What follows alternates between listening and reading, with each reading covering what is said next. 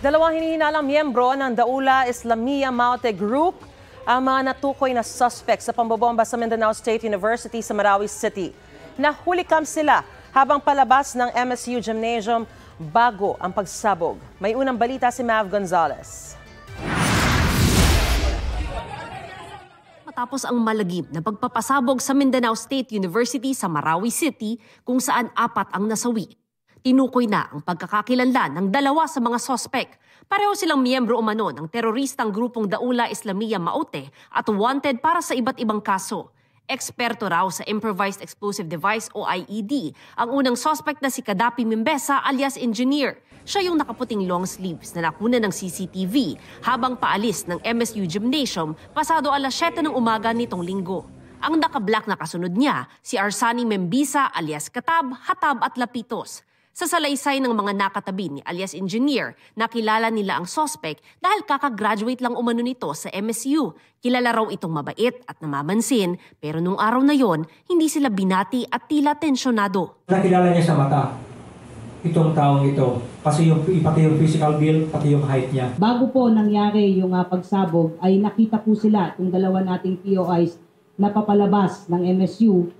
At yung isang POI po natin ay it appears na tumawag po siya gamit yung cellphone niya that might have triggered po itong pagsabog po. At immediately ay umalis po kaagad-agad sila ng MSU pagkatapos po nilang gumamit po ng telepono yung isa sa mga POIs po natin.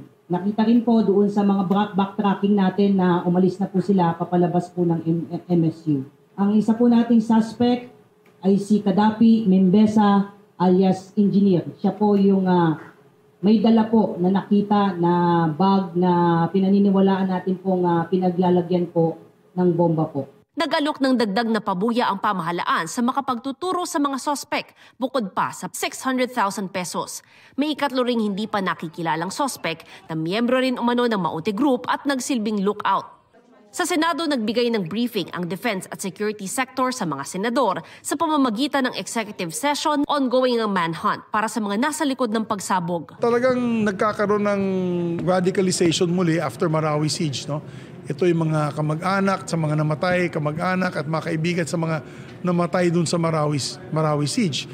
So we have to urge, of course, the BARM government together with the local officials na i-monitor talaga itong mga radicalization efforts. Ayon kay Defense Secretary Gibo Teodoro, vina-validate pa nila ang claim ng ISIS na sila ang nasa likod ng pambobomba. Pinag-aaralan din daw nila kung nagkaroon ng failure of intelligence.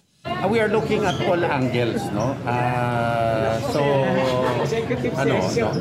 Open pa yung case. Let's wait for the investigation to